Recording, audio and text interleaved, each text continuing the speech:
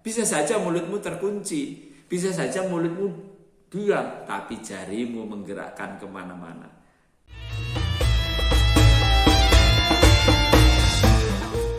Assalamualaikum warahmatullahi wabarakatuh.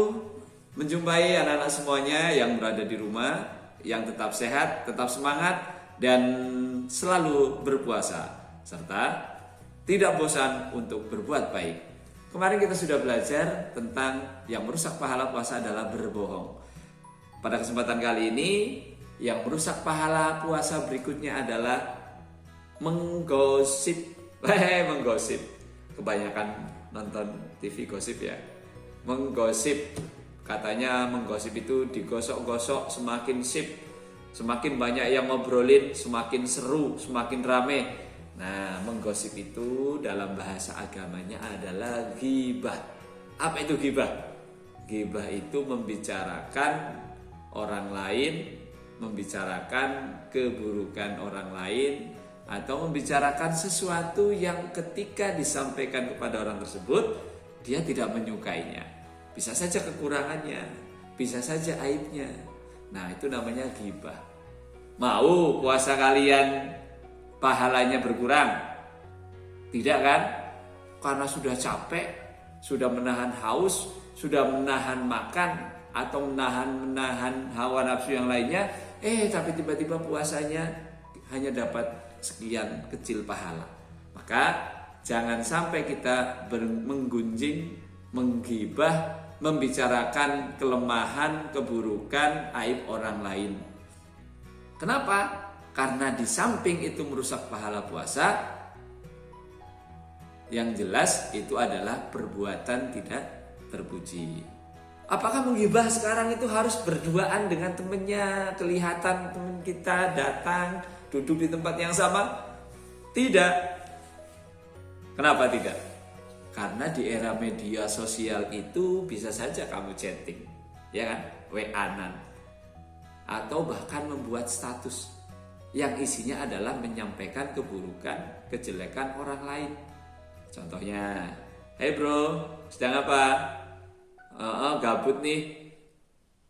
Gabut kenapa? Ya bingung aja mau ngapain.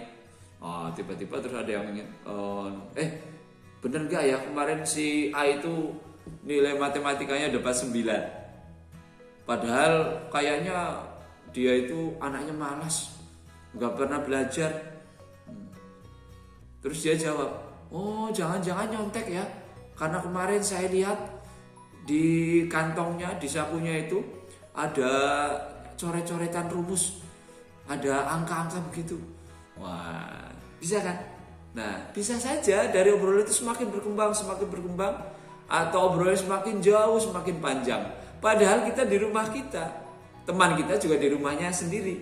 Nah, jadi sekarang ghibah itu semakin mudah dilakukan. Bisa saja mulutmu terkunci, bisa saja mulutmu diam, tapi jarimu menggerakkan kemana-mana. Jadi ghibah sekarang itu tidak harus bicara langsung berhadapan dengan orang lain.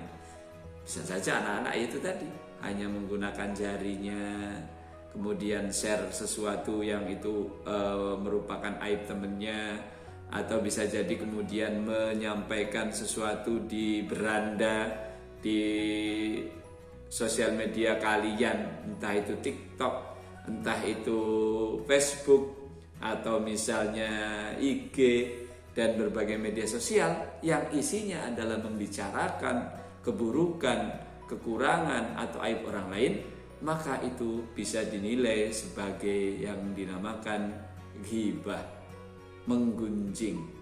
Yang ketika itu disampaikan kepada temanmu, kepada orang yang kita bicarakan itu, dia tidak menyukainya. Bahkan karena ghibah itu bisa jadi tidak hanya ghibah, tapi lebih dari ghibah adalah fitnah. Ya kan? Fitnah. Wah, kalau fitnah itu sudah levelnya lebih tinggi lagi. Bahkan kalau kita termasuk berbuat fitnah, bisa saja kita nanti dituntut, bisa saja kita nanti dibawa ke ranah hukum dan sebagainya. Oleh karena itu, anak-anak di bulan puasa ini kesempatan, ya, untuk belajar menahan diri, termasuk salah satu menahan hawa nafsu adalah menahan jari-jari kita untuk tidak membicarakan, menyebarkan kesalahan atau menyebarkan, membuka aib atau kelemahan orang lain. Kita berdoa semoga kita senantiasa dijauhkan dari yang namanya ghibah, yang namanya menggunjing, sehingga kita termasuk hamba Allah yang bertakwa dan terjaga dari lisan dan jari kita untuk menggunjing. Lanjutkan berpuasanya sampai buka di waktu maghrib. Wassalamualaikum warahmatullahi wabarakatuh.